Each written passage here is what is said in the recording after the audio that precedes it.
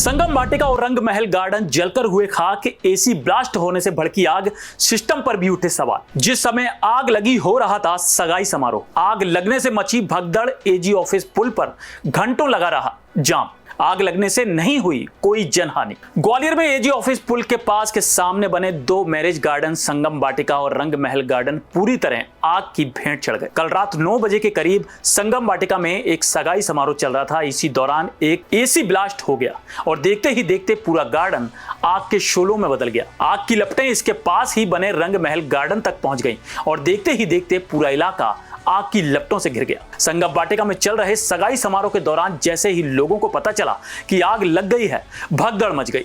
नगर निगम में अधीक्षण यंत्री और दमकल प्रभारी अतिबल सिंह ने सबसे पहले अपने अमले को इसकी खबर दी।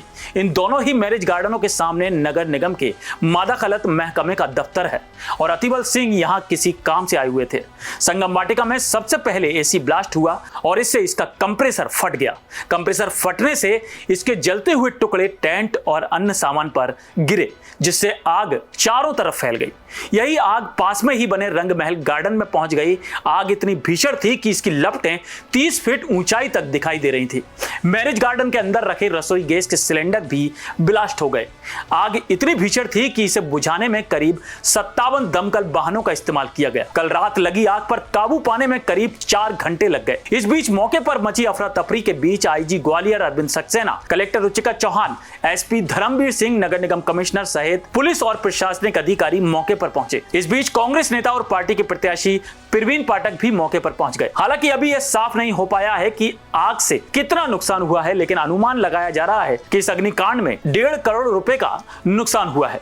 अधीक्षण यंत्री और फायर प्रभारी अतिबल सिंह ने बताया कि दोनों ही मैरिज गार्डनों में लकड़ी, कपड़े और थर्माकोल की सजावट की गई थी, जिसे आग ने तुरंत पकड़ लिया। गनीमत यह रही कि इस बड़े हादसे में कोई जनहानि नहीं हुई। आग वहाँ पे एक सगाई का प्रोग्राम चल रहा था मंगल गार्डन में, वो क्या नाम संगम वाटिका में। तो उसी समय एक एसी ब्लास्ट हुआ, उसी के साथ दूसरा एसी ब्लास्ट हो गया और फिर उसमें आग बड़ी तीव्र गति से बढ़ गई, क्योंकि फेविकॉल वगैरह ये सब ज्वलनशील चीज़ें उसमें उपयोग की गई थी। टेंट में आग लगना शुरू हो गई, फिर वो स्टेज की तरफ बढ़ना शुरू हो गई।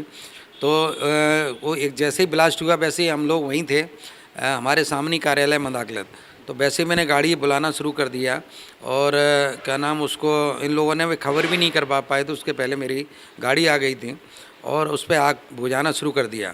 लेकिन वह चूँकि ज्वलनशील पदार्थ इतने लगे हुए थे कि वो तीव्र गति से आगे बढ़ते चला रहे थे, ब्लास्ट हो रहे थे, तो वो काफ़ी दूर तक उसके क्या नाम कंप्रेसर फट के गया। तो जहाँ जहाँ वो गिरा वहाँ पर जाके उसने पूरे टेंट को जला दिया। तो फिर वो आग बढ़ती चली गई और रंगमहल गार्डन तक वो आग दौड़ गई। इतनी देर में मैंने करीब 13 गाड़ी अपनी फायर ब्रिगेड की लगा दी और मैंने सब जगह सूचना की। तो ज़िले की भी गाड़ियां आ गईं और अन्य विभागों की गाड़ियां, एयरफोर्स की, बीएसएफ टेकनपुर की और पुलिस मालनपुर की भी गाड़ी बुलाई गई। साथ में नगर पालिका, छोटी छोटी नगर निगम नगर पालिकाएँ जो है उनकी भी गाड़ी यहाँ डबरा, भितरवार, बिलुआ और ये आंतरी की भी गाड़ी यहाँ बुलाई गई थी। तो इस तरह से करीब यहाँ 17 गाड़ियाँ हो गई थी। 17 गाड़ियों ने कई बार पानी रिपीट करके भरा, ऐसे करीब 57 गाड़ी पानी लग चुका है। हाँ, ये करीब 2 घंटे में कंट्रोल कर लिया था। फिर बाकी जो जल चुका था और उसमें आग जो धगर रही थी, करीब 2 ही घंटे करीब उसमें और लगा। नुकसान अभी तो वहाँ का ना वो नी के ऊपर है, क्योंकि वो उनका क्या सामान कितना महंगा कौन कहाँ है, लेकिन जो अंदाज लगाया जा रहा है अभी तक उनका भी जो व्यू है तो उसका करीब 1 करोड़ के आसपास तो रंग महल का है और करीब 50-60 लाख का नाम उसका संगम वाटिका का नुकसान हुआ। पूरे ज़िले के समस्त अधिकारी, पुलिस प्रशासन में आईजी तक और कलेक्टर साहब तक इधर और सभी विभागों के एचओडी वगैरह यहाँ उपलब्ध थे। नगर निगम प्रशासन तो पूरा ही था। अब इस समय हमारी एक फायर ब्रिगेड गाड़ी लगी है जो काफ़ी गद्दे परतों पे परतें लगी हैं, तो बीच में एक आध कभी उसमें धुआं निकलने लगता है तो वो तत्काल कर देती है। सुबह 4 गाड़ियाँ लगी हुई थी, अभी 11 बजे से 3 गाड़ी हटा दी हैं। अब एक गाड़ी लगी हुई है, चारों तरफ घूम रहे और वो कड़ी महंगी है काफ़ी गाड़ी, 12 लीटर पानी आता है तो इसलिए उसको खड़ी कर दिया है। इस पूरी घटनाक्रम में एक बात तो साफ हो गई है कि लापरवाही मैरिज गार्डन के संचालकों की ही रही, लेकिन इसके लिए नगर निगम प्रशासन भी जिम्मेदार है। ऐसे में सवाल यह है कि क्या फायर सेफ्टी ऑडिट कराया गया? अनुमति देने से पहले क्या नगर निगम ने इन दोनों ही मैरिज गार्डनों में आग से सुरक्षा के उपायों की जांच की? नगर निगम में अध्यक्ष षड्यंत्री अतिबल सिंह का कहना है कि आग सुरक्षा के नियमों के तहत होटल, रेस्टोरेंट और मैरिज गार्डन संचालकों को अपने परिसर में ओवरहेड टैंक बनाना आवश्यक है। कॉमर्शियल जितनी इंडस्ट्री हैं, लघु उद्योग हैं और ये गार्डन हैं, होटल, रेस्टोरेंट हैं, जहाँ भीड़ भाड़ इलाका ज़्यादा रहता है और काफ़ी सेंसिटिव होता है, जहाँ पर पब्लिक का नाम एकत्र ज़्यादा होती है, इस जगह हर जगह इनको का नाम ओवरहेड टंकियाँ बनवाना चाहिए। और ओवरहेड टंकी की हाइट कम से कम नहीं तो उसकी 30 मीटर होना चाहिए, जिससे कि वो गैस ग्रेविटी के आधार पे पानी उन पर छिड़काव किया जा सके और प्रेशर मिल सके, जिससे कि वो आग पे तत्काल काबू पा जाए। क्योंकि उस समय लाइट वगैरह सब काट दी जाती है, तो इसलिए कोई मोटर वगैरह नहीं चलती। जब आग लगी हुई तो जनरेटर भी काम नहीं आते, क्योंकि जनरेटर तक ये पहुंच ही नहीं पाते। स्टार्ट कौन करेगा, वायरिंग जल जाती है।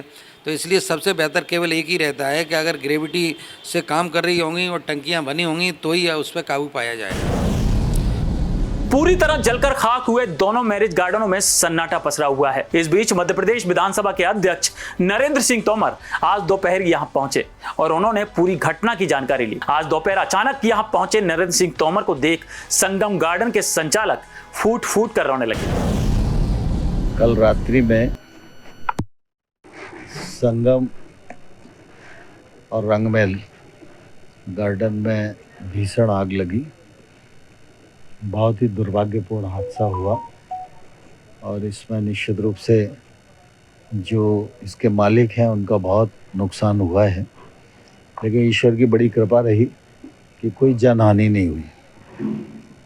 अब स्वाभाविक रूप से बाकी सब चीज़ें तो सेटल होंगी, लेकिन निश्चित रूप से जिसके घर में ऐसी आपदा आती है तो निकट भविष्य में भरपाई करने में काफ़ी दिक्कत रहती है। लेकिन मैं ईश्वर से कामना करता हूँ कि जल्दी ही वो इससे उबर पाएंगे। सर, एयरफोर्स का भी सहारा लेना पड़ा, वो भी जवान यहाँ आए, दमकल की तमाम। नहीं, मैं समझता हूँ कि कुल मिला के आग लगना ये एक कहीं भी लापरवाही रही होगी, जो भी रहा होगा उसके कारण हुआ। और आग की गति और वो भी गर्मी के सीज़न में बहुत तीव्र होती है। लेकिन प्रशासन को जैसे ही मालूम चला, मुझे भी पारस जी ने बताया, नरेश जी से बात हुई, संजय जी से फ़ोन आया, तो कलेक्टर, एसपी, नगर निगम, एयरफोर्स, टेकनपुर, सारे जो फायर ब्रिगेड वगैरह को एकदम बुलाया गया और जिससे निश्चित रूप से जितना जल्दी नियंत्रण पाया जा सकता है वो कोशिश की गई। देश दुनिया की सभी खबरें देखने के लिए जुड़े रहिए आचरण न्यूज से। आचरण न्यूज, हर कदम आपके साथ।